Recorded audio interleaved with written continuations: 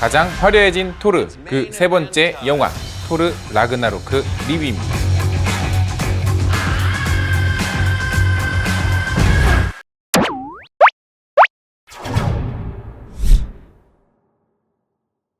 균형이 무너진 세상을 구원하고 다니던 토르. 어느 날 오딘이 사라지면서 죽음의 여신 헬라가 부활합니다. 그녀는 아스가르드를 위협하고 아스가르드 역시 라그나로크라고 불리는 종말의 위기에 봉착하게 되는데요. 헬라에 의해 변방의 쓰레기 행성에 가게 된 토르는 헐크를 만나게 되고 또 다른 협력자들과 힘을 합쳐 헬라에게 복수하러 떠나는데요. 마블의 17번째 히어로 영화입니다.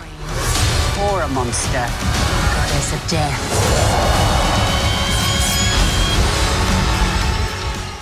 안녕하세요. 같이 영화 보는 남자 엉준입니다. 오늘 제가 리뷰해드릴 영화는요, 많은 분들이 기다리셨던 토르 그 세 번째 영화 라그나로크 리뷰입니다. 일단 이 영화 같은 경우에는 팬들이라면 정말 좋아할 만한 포인트가 너무나도 많은 그런 영화예요. 초반 오프닝 같은 경우에는 굉장히 신명나고 가디언즈 오브 갤럭시도 떠올리게 하고요. 전반적으로 굉장히 코믹한 요소가 많이 들어있습니다. 수다스럽게 떠들기도 하고 헐크랑 토르, 로키가 서로 농담 따먹기도 하고, 이 영화의 서브 빌런인 그랜드마스터 역시 나름대로 그 쏠쏠한 재미를 주는데요. 그러나 어벤져스 영화들을 기억하지 못한다면 몇몇 포인트들은 그렇게 재밌게 느껴지지 않으실 수도 있어요. 또 거기다가 미국적인 개그 요소가 많이 들어가 있어서 내가 저 농담에 지금 웃어야 되나? 지금 이 타이밍에 웃어야 되나? 말아야 되나? 이런 고민들을 하시게 될 수 있다라는 게 살짝 아쉬움으로 남아있죠. 그렇기 때문에 마블의 기존 영화들에 대해서 뭔가 기억이 희미하거나 혹은 보지 않은 관객이라면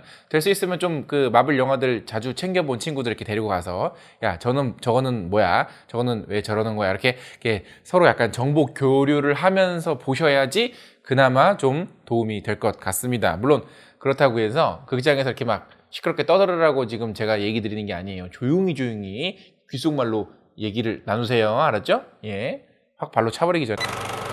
그리고 이 영화는 역대급이었던 것 같아요. 화려한 액션이 정말 많습니다. 특히 오프닝에서부터 시작되는 액션 시퀀스 같은 경우에는 그동안 토르가 나왔던 여러 영화들 중에서 가장 화려하고 가장 스케일이 크고 가장 볼거리가 많았던 것 같아요. 또 토르가 중간에 이제 각성하는 장면이 있는데요. 예고편을 보셔서 아시겠지만 이 묠리르가 개박살이 납니다. 그래요.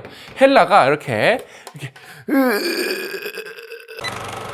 박살이 나죠. 그리고 어느 순간 토르가 묠리르 그 자체, 이 글자 그대로 천둥의 신이 되는 순간이 있는데 그 순간의 임팩트는 상당히 좋았습니다. 당연히 마블 영화이기 때문에 쿠키 영상도 무려 2개나 준비되어 있고요. 스탠리 역시 이번에도 굉장히 코믹한 카메오로 출연을 하고 있어서 또 이렇게 보시면 굉장히 반가우실 거예요. 그리고 카메오가 한 분 더 나오시는데요. 정말 의외의 카메오가 출연을 합니다. 초반부에 이제 토르가 아스가르드로 돌아가서 어떤 연극을 관람을 하는데요. 거기에 약간 조금 부어있는, 굉장히 익숙한 얼굴이 하나 나옵니다. 그래서 저도 처음엔 보다가 혹시 제가 걔 맞아? 라는 생각이 들었는데 맞습니다. 그분 맞아요. 이 영화의 메인 악당인 헬라의 비주얼 같은 경우에는 정말 대단합니다.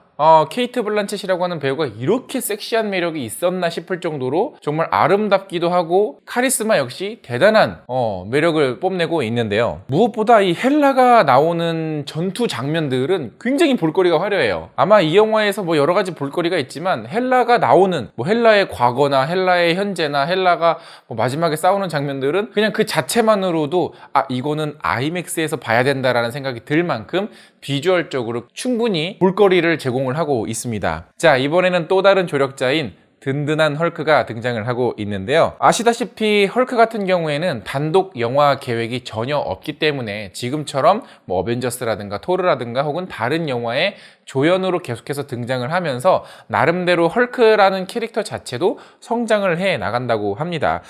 이번 영화 같은 경우에는 예고편에서도 보셨겠지만 헐크가 조금 말수가 많아졌죠.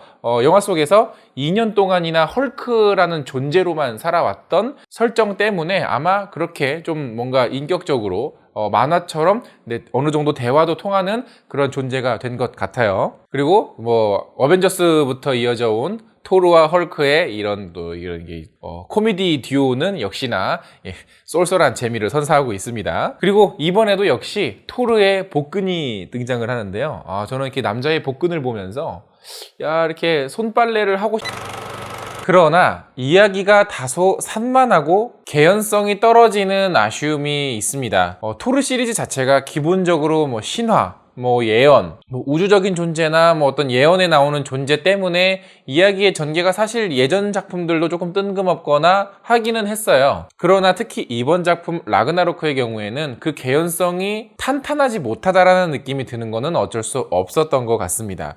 헐크의 등장 같은 경우에는 사실 많은 사람들이 궁금해했던 부분인데 그냥 뭐 우주를 떠돌다가 뭐 어쩌다가 했더니 여기 왔다. 발키리나 토르, 로키, 헤임달 같은 경우에도 이 영화 속에 벌어지는 사건 바로 이전까지 어떤 일들이 있었는지 전혀 언급이 되지 않고요. 로키는 어떻게 해서 그랜드 마스터랑 친하게 됐는지 뭐 아주 사소한 그냥 뭐 단서 정도만 들어갔어도 이해를 했을 텐데 그냥 그마저도 없이 대사 몇 마디로 뭐 그냥 우리 그냥 친하게 지냈어 라고 하는 게 전부입니다. 그러니까 뭐 그냥 그렇대요 하고 넘어가는 수밖에는 없다라는 거죠. 특히 이야기 이 중반을 차지하고 있는 부분, 사카르 행성에서 벌어지는 이야기 같은 경우에는 사실 우리가 여기서 어떤 일들이 벌어질지 충분히 예상이 되잖아요. 뭐 검투사가 된 토르가 헐크랑 싸우고 그러고 나서 뭐 이 행성에서 탈출해서 아스가르드로 가서 뭐 복수를 하겠다라는 내용이라는 거는 충분히 대부분의 관객들이 예상을 할 수가 있습니다. 그렇다면 어차피 이야기가 뻔하다면 이 지점에서 저 지점까지 가는 그 과정 자체가 흥미로워야 되는데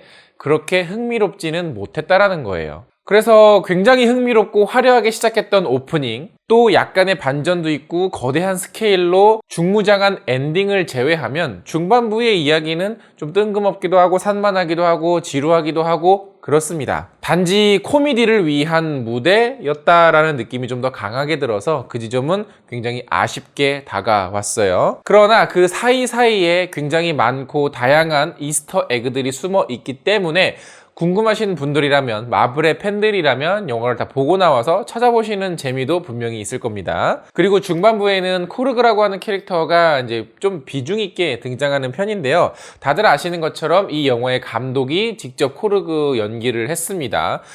그리고 그 코르그라는 캐릭터가 타이카 와이티티의 전작인 뱀파이어에 관한 아주 특별한 다큐멘터리에 대한 이스터 에그 같은 대사를 또 살짝 넣으면서 나름대로 이제 깨알 같은 재미를 선사를 해주고 있는데요. 뭐 근데 마블 영화 세계관이 좀 확장되긴 했지만 과연 뱀파이어가 나올지, 만약에 뱀파이어가 나온다면 블레이드도 나왔으면 좋겠어요. 그 외에 여러 가지 조연 캐릭터들이 있지만 사실 다들 뭐 비중이 그렇게 썩 그렇게 저긴 하진 않았고요. 그랜드 마스터 역시 뭔가 대단할 줄 알았지만 그렇게 대단하지는 않았습니다. 또 악당 헬라 편에 있었던 스커지 같은 경우에는 조금 뜬금없기는 했고요. 또 M16이라고 하는 총이 이렇게 또 이렇게 또 강력하게 쓰이는구나. 이렇게 총알이 많이 들어있었나? 이거 뭐 553 감독이 찍은 영화인가?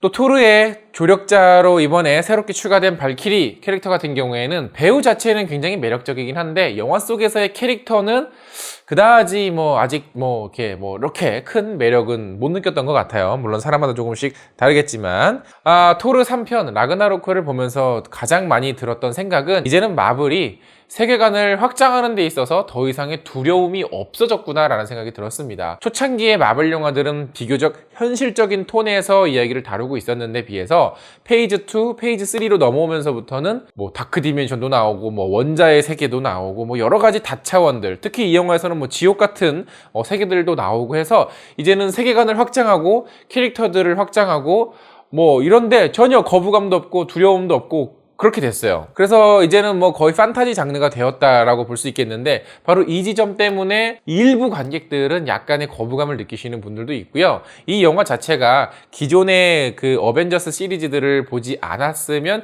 조금 갸우뚱하는 포인트들이 있어서 벌써 17번째 작품이거든요. 그러니까는 중간중간 이렇게 모든 영화들을 다 안 챙겨보신 분들은 조금의 피로도 를 느끼시는 분들도 나오는 것 같더라고요. 또 예고편에서 느꼈겠지만 이 레드 제플린의 음악이 전면에 이제 깔리면서 그 오프닝과 엔딩에서 관객들의 흥을 돋궈주긴 하는데 가디언즈 오브 갤럭시처럼 사운드 트랙이 꽉 차 있는 영화는 아닙니다. 뭐 노래가 몇 곡 나오지는 않아요. 그리고 전반적으로 음악 자체도 그렇게 다양하게 많이 종류별로 많이 쓰이지는 않았습니다. 마블 영화 중에서 가장 화려하고 가장 유쾌하고 가장 웃기고 가장 신명나지만 이야기가 주는 만족도가 다소 부족하고 영웅 주인공이 성장해 나가는 과정에서 느껴지는 고뇌와 철학 등이 조금 가볍게 다뤄져서 그 지점에 있어서는 전체적인 만족도가 저에게는 조금 부족한 영화였어요. 그러나 만약에 여러분들이 이 영화를 관람을 하신다면 아이맥스에서 보시는 걸 추천드릴게요. 굉장히 눈이